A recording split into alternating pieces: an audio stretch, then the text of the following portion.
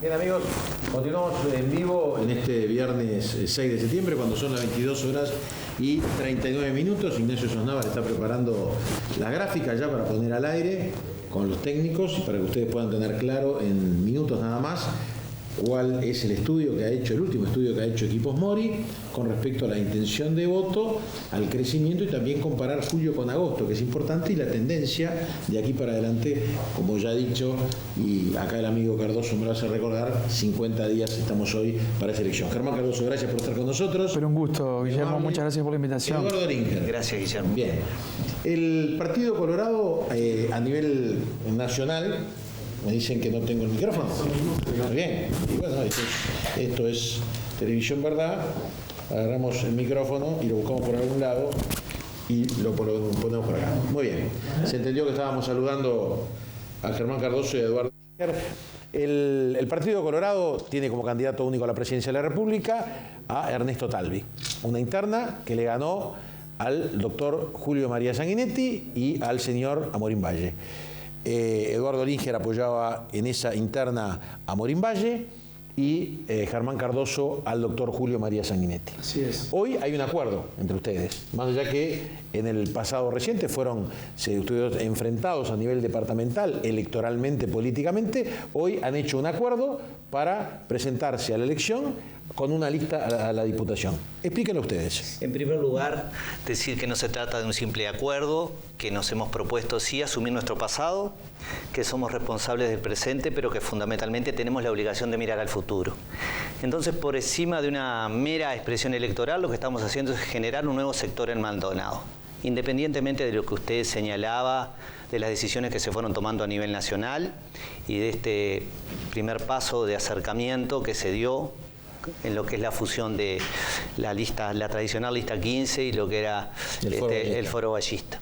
Nosotros tenemos una realidad en Maldonado que nos planteamos claramente como desafío no solo comparecer en una elección nacional, sino también fortalecernos a nivel departamental.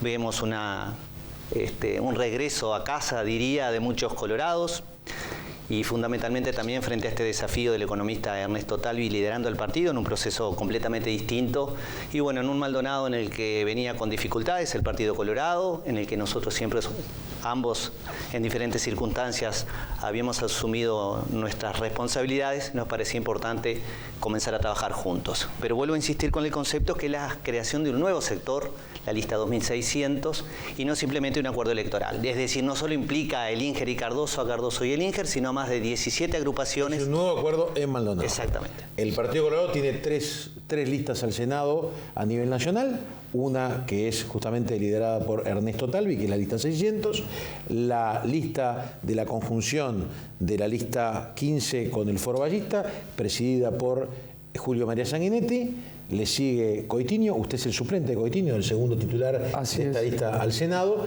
y luego la 7009, es la que lleva el señor Gustavo Zuía. Sí, exactamente, bien, son tres expresiones. Las tres expresiones. Sí, como bien decía y señalaba Eduardo, Guillermo, digo, acá lo primero que tiene que quedar en claro, acá nunca han habido enfrentamientos personales, sí habíamos transitado por diferentes caminos en la vida interna del partido en estos años y con mucha madurez y yo creo responsabilidad porque cada uno de nosotros actuó con una notoria lealtad partidaria desde donde nos ha tocado incidir, desde donde nos ha puesto la gente en las diferentes instancias electorales. Entendimos que es necesario generar un nuevo grupo político en el departamento que vaya compasando los tiempos políticos que el Uruguay y Maldonado tienen que afrontar en los próximos 50 días y en el próximo periodo de gobierno, como bien decías tú. Porque estamos frente a una decisión muy importante que se tomará en 50 días, pero en lo cual creo que frente al centralismo montevideano, que es muy fuerte, es hora de que Maldonado vuelva a tener un protagonismo y ser partícipe directo de liderar a la región en una coyuntura de un nuevo gobierno de coalición que tendrá que aglutinar a quienes hoy son las fuerzas de oposición en lo que será el desempeño y el desarrollo de un nuevo gobierno. Y digo esto con mucha tranquilidad porque, como tú bien decías, el entendimiento, el surgir desde un sector en común junto con Eduardo nos va a dar la posibilidad, no solamente a nuestro partido, de poder estar los dos en el Parlamento Nacional. Creo que es una oportunidad y una fortaleza para el Departamento de Maldonado en su conjunto, así lo sentimos, y en esa dirección es en la que vamos caminando. Mucho más allá del partido al que representamos, es una necesidad de que Maldonado vuelva a recuperar en el Parlamento Nacional y en un próximo gobierno de coalición integrado por varios partidos políticos el protagonismo que creemos no ha tenido en los últimos 15 años de desempeño de gobierno del Frente Amplio. Bien, ahora, antes de entrar en eso, este acuerdo se traduce en que Germán Cardoso lidera o preside, encabeza, es el término correcto, la lista a la Diputación, suplente Eduardo Elinger. Así es. A la Diputación. También en ese acuerdo, Eduardo Elinger será el candidato a la Intendencia el último domingo de mayo del año 2020. Sí, fue una propuesta que realizó Germán con absoluta generosidad y que nosotros aceptamos, intentando, claro, como lo hemos hecho en las dos elecciones anteriores, ya no solo mantener nuestra representación en la Junta Departamental, ya no solo tener representación en algunos municipios, sino, como dije, revitalizar el partido y fundamentalmente también ensanchar la base de trabajo, que es lo importante. Esto demuestra, y además cuando hablábamos de la importancia de la elección interna y votar y participar, cuando decíamos se define el menú, que sin duda que la elección de octubre está atada a la elección de mayo. En muchos departamentos, en muchos partidos políticos, por no decir en la mayoría, en el posicionamiento, reposicionamiento de los sectores políticos. Ahora sí, vayamos al contenido de la propuesta de ustedes, a la intención que me decía Germán Cardoso de posicionar a Maldonado en una próxima administración, una administración que va a estar muy fragmentada y que además el Partido Colorado, según la encuesta que vamos a ver en instantes, que nos va a mostrar Ignacio Sosnávar, y más que mostrar, nos va a explicar, el Partido Colorado está, yo no sé si el término es muy fuerte, pero amenazado o atosigado por, lo decía Lucía Topolansky en el primer bloque, un nuevo partido que es Cabildo Abierto, ¿no es así? Que comanda, valga la redundancia, el general Guido Manini Ríos, ¿no es así? Eso va a establecer o estaría indicando que más allá que se dé un recambio o una alternancia en el poder, supongamos, hipótesis, con los números o con la fotografía actual, que el próximo presidente de la República en balotaje surja, o sea, Luis Lacalle Pou, el Partido Nacional de Luis Lacalle Pou tenga el tercio de los legisladores sumados, diputados más senadores, es decir, incluso menos legisladores de los que obtuvo el Partido Nacional perdiendo la elección, por esa fragmentación. ¿Cómo se imaginan ese nuevo Parlamento? Yo me imagino un Parlamento asumiendo el rol que nunca debería haber perdido y que lamentablemente no ha tenido en los últimos 15 años en los 3 gobiernos del Frente Amplio. Aquí lamentablemente hay un proyecto político agotado que ha tirado la toalla, que no pone soluciones encima de la mesa y que hay un fracaso absoluto y rotundo en lo que tiene que ver con la aplicación de las políticas de seguridad, las políticas de salud, las políticas medioambientales, la política económica. Guillermo, no hay trabajo. Todos quienes somos actores políticos y recorremos las diferentes calles y rincones del departamento de Maldonado, nos encontramos con una demanda continua y constante, que es la falta de trabajo, que es encontrarnos en las principales arterias y avenidas de las ciudades con locales vacíos, de comercios que se han fundido. Y eso no es un invento ni un ataque de la oposición, es un dato de la realidad que lo vamos a Igualmente, ustedes vieron que el Frente Amplio, yo no voy a decir que se enojó la senadora Topolansky, pero inmediatamente reacciona y no le gusta que ni siquiera se hable de un enfriamiento de la economía, que es notorio, lo reconocen hasta propios economistas independientes y del propio Frente Amplio. Hay una situación económica. Ahora, ¿de qué manera también usted estuvo en el Banco República, por ejemplo? ¿Me puede citar el caso? Bueno, no sé cómo está hoy la gerencia de recuperación de activos, no me quiero imaginar, por ejemplo, ¿no es así? ¿Y cómo están esas acciones de recupero de activos, de préstamos que dio el Banco República para pequeña y mediana empresa, fundamentalmente, que es lo que mueve la economía, ¿no es así? ¿Cómo se revierte esto en materia económica? Sí, a ver, el Frente Amplio en primer lugar niega absolutamente todo. Entonces yo creo que es el primer desafío del próximo gobierno, precisamente va a ser encontrarse con la realidad, porque no se puede negar la dificultad que tenemos en materia de seguridad, lo vemos todos los días en un departamento como Maldonado, además aterrizando en lo local, el tercero en importancia o en crecimiento después de Montevideo y Canelones, los graves problemas que tenemos, y esto no es hacer demagogia, forma parte de la realidad. Y cuando uno analiza el tema de la seguridad, todos sabemos lo que implica, que no es solo la posibilidad que tienen aquellos de enrejarse, de poner una alarma, de tener un perro, de buscar el mecanismo más acorde a sus necesidades. Resiente todo el funcionamiento de la sociedad, la gente deja de salir, se empiezan a tener otro tipo de precauciones. Maldonado tiene prácticamente desde hace muchísimos años una merma en lo que es la cantidad de efectivos policiales. Podríamos hablar del tema de la educación, que precisamente nuestro candidato, el economista Ernesto Talvi, hace tanto énfasis, hincapié y que nosotros compartimos, ¿verdad? Incluso elige como compañero de fórmula precisamente al profesor, al doctor Robert Silva, de alguna manera también dando la importancia de lo que ha sido la educación y el deterioro de la educación. Y el Frente Amplio también lo niega también los problemas en materia de salud, ¿verdad? Si bien por un lado nosotros compartimos lo que fue el proyecto del FONASA, por el otro lado sentimos que ese proyecto que generó enormes expectativas en algunos casos colapsó y que se empareja hacia abajo. Si hablamos de los temas sociales, podríamos sin duda analizar todo lo que comenzó siendo programas de emergencia y emergentes de una determinada situación y se han mantenido en el tiempo. ¿Cuántos millones se han ido en el propio MIDES? ¿Cuánta superposición de recursos existen en el propio Estado que el propio Frente Amplio ha fomentado y que uno siente que cuando los invita a debatir y a analizar, lo niegan sistemáticamente? Entonces, el primer error que tiene un partido de gobierno es no reconocer la realidad. Como ha tenido mayorías, también ha sancionado leyes que uno siente que van en detrimento y en contra de la propia sociedad. Y no ha habido posibilidades de debatir y discutir. Y yo creo que eso ha llegado al punto que uno ve la desilusión, la desesperanza y quizás también la posibilidad de surgimiento de algunos partidos que canalizan, y por eso nosotros somos defensores de la democracia, pero que muchas veces también canalizan ese descontento. Y es ahí donde nos entra la duda si en un Uruguay como el que hemos tenido, ¿verdad? Primero con un bipartidismo, luego con 3 partidos, en lo que ha sido la rotación del poder, el surgimiento de otros partidos políticos realmente pueden llegar a ser un equilibrio interesante en lo que es la democracia o meramente catalizadores de ese descontento y de esas broncas. Y eso es peligroso. O sea que me responde el crecimiento de Cabildo Abierto con esa interrogante que deja planteada usted. Bien. Germán Cardoso, un poco para terminar. También el Frente Amplio, a través del Estado, obviamente, con dineros públicos, hubo asistencialismo en el MIDES, había un sector de la población bajo la línea de pobreza, estamos hablando de 15 años, ¿no?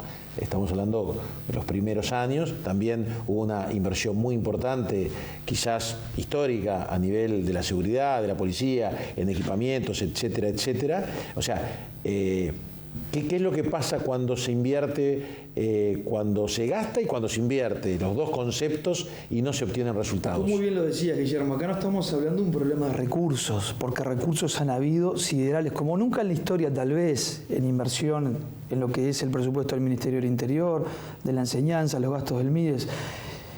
Pero eso paralelamente trae los peores resultados de la historia en la aplicación de estas políticas. Entonces, ¿estamos frente a un problema de recursos? No, estamos frente a un problema notorio y claro de mala gestión del gobierno.